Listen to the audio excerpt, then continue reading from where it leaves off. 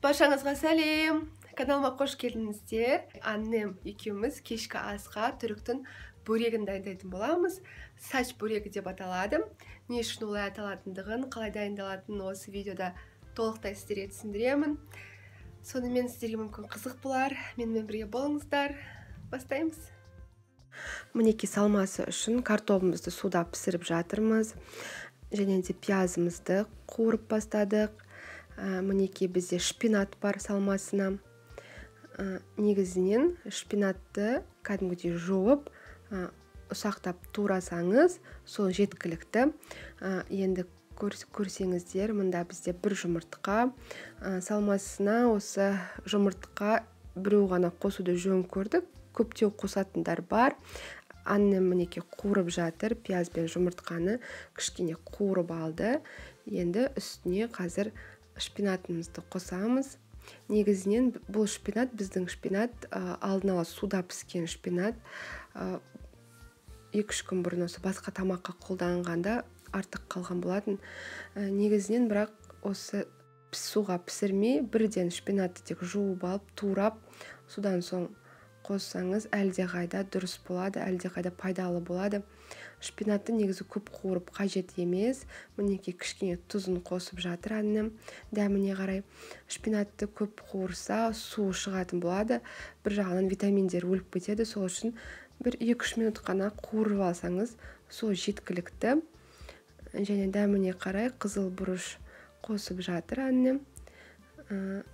Мінеки біздің шпинат пен салмамыз дайын десем болады.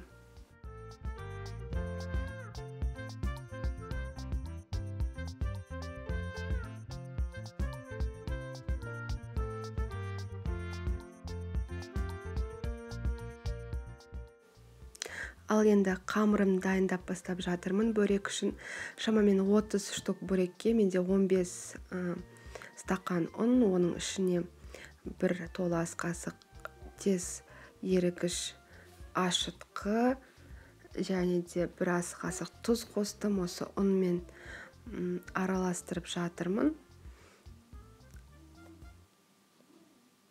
Және де үстіне жылы су қойып тұрып, қазір жақсылап қамырымды илейтін боламын.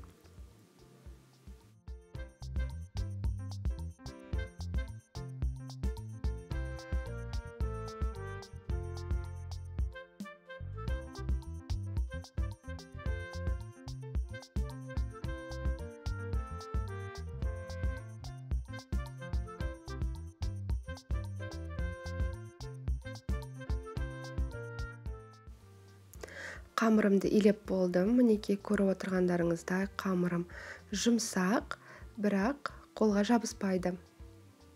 Міне осындай болып шықты. Қамырымды енді жылы жерге қоямын.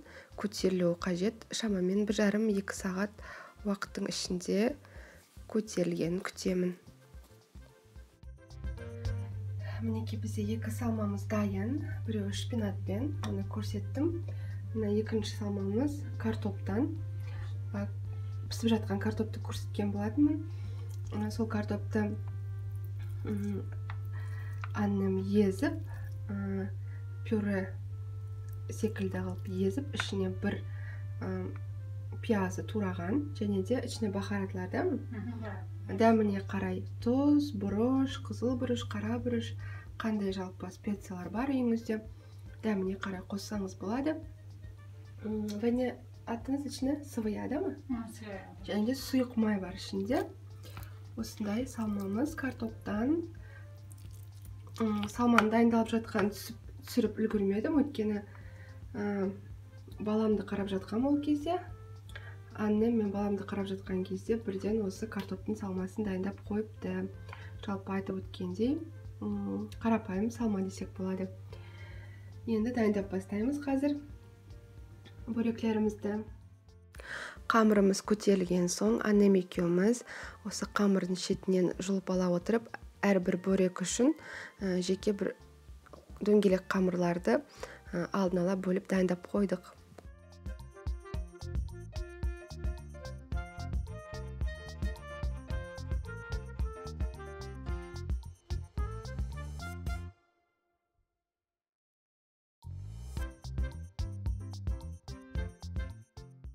Енді ыңғайлы болсын деп осы кішкентай қамыр бөліктерін бөлек үстел үстіне қойдым, үстіне қағазбен жауып қойдым. Сол кезде қамырдың үстіңгі жағы кеуіп кетпейтін болады. Енді әрбір кішкентай қамырды ала отырып, осылайша жұқа етіп жаятын боламын.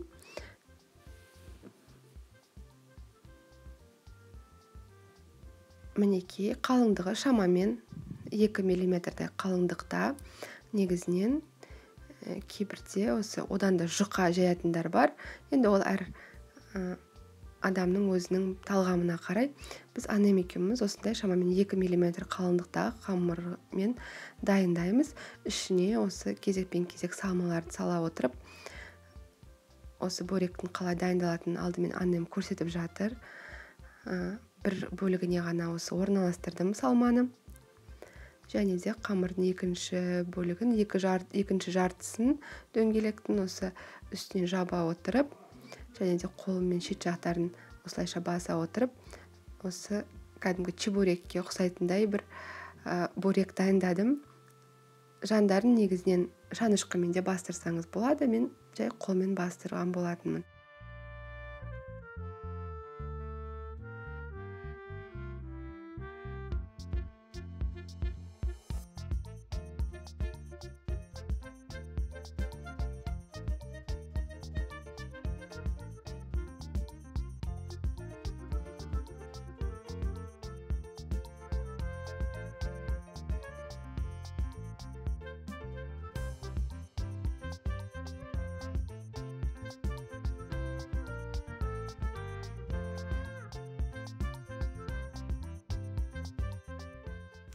Мен бір жағынан жерде отырып бөректерді дайындап жатқан кезде, анnem болса, осы бөректерді пісіріп жатқан болатын. Қазір көрсетем, қай жерде пісіріп жатқан. Негізінен менің каналымда көптеген видеолар бар, осы түріктің бөректерімен қарасаңыздар болады. Әртүрлі жалпы рецепттер бар, түрік асханасынан болсын, интернационалды асханадан болсын. Мінекей, осындай конструкцияда пісіріп жатыр. Анnem бұл конструкцияның есімі, атауы сач деп аталады. Сол үшін сач бөрегі дейді, яғни сачта пісетін бөрек. Сачта мынандай 4 бұрышты, тіпті дөңгелек түрлері де кездеседі. Немесе қарапайым табада пісіруге болады бұл бөректі.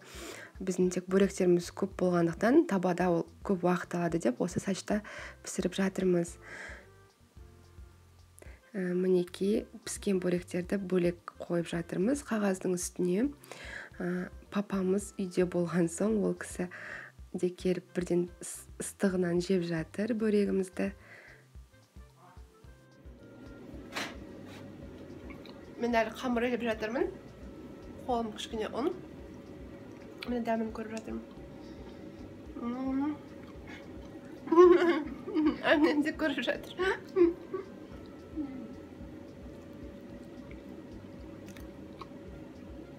Барлық нәрсеге үлгеріп жатырмыз ғой.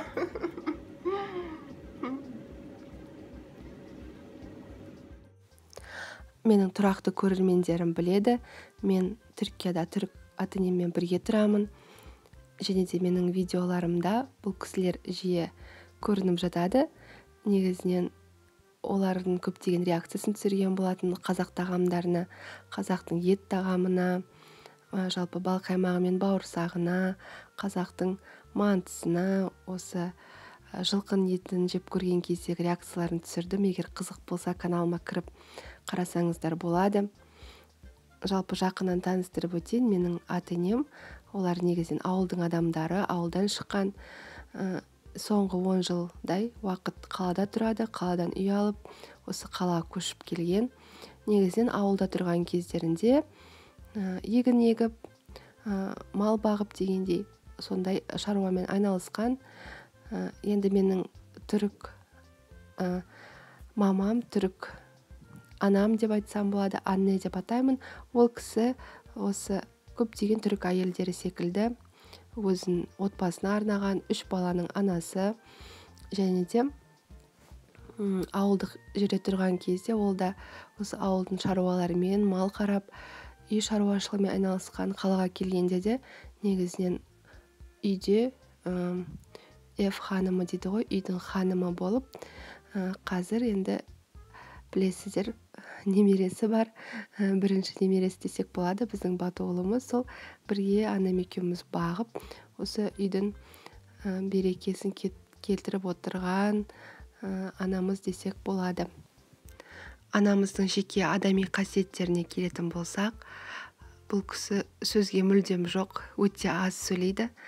Сондықтан да туысқандар, таныстар жалпы күліп айтып жатады: Салтанат, саған жақсы болған, жолың болғыш екенсің, енең мүлдем сөзге жоқ деп күліп айтып жатады.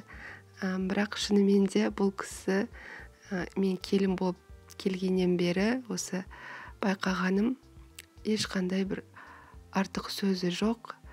Тек қана сұрағыңа жауап беріп, арада бір кейде ғана сұраған кезде кеңестерін беріп жатады. Жалпы басқа уақытта үндемейтін адам. Бұл кісінің ерекшелігі десем болады. Және де енді қасиеттерін айтатын болсақ, бұл кісінің бір жақсы қасиеті бар. Қандай тағам пісірмейін, әрқашанда сүйсініп жейді. Негізінен келін болып келген кезде, осы алғашқыда көбіне қазақстандық тамақтарды пісірген кезде осы жатырқамай бірден үйренісіп кеткен анамыз болатын. Елlerine саулық, яғни қолың дерт көрмесін, рахмет деп әрқашанда пісірген тамағымды сүйсініп жейді.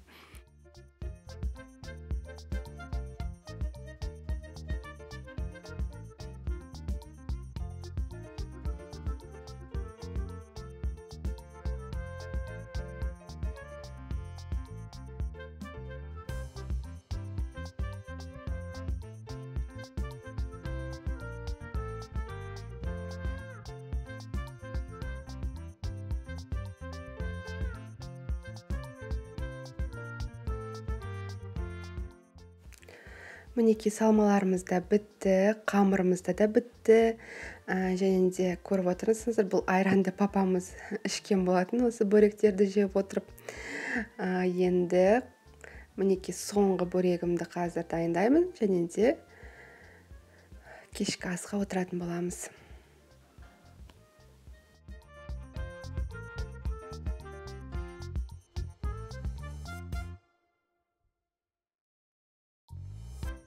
Yani ekin dönüyor.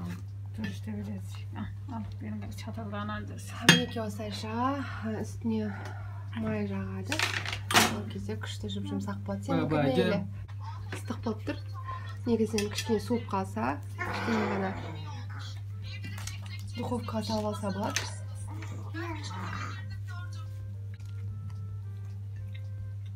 Nasıl? Güzel canım. Afiyet olsun. Afiyet olsun. Папамыз тойып алғаннан кейін пісіп жатқан кезде, қазір жеп жатқан жоқ. Мамамыз жеп жатыр.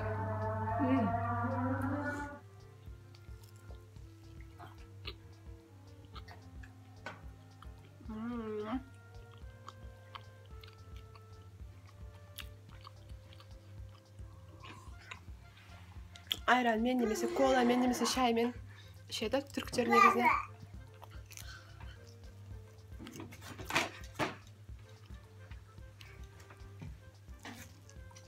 Батуш.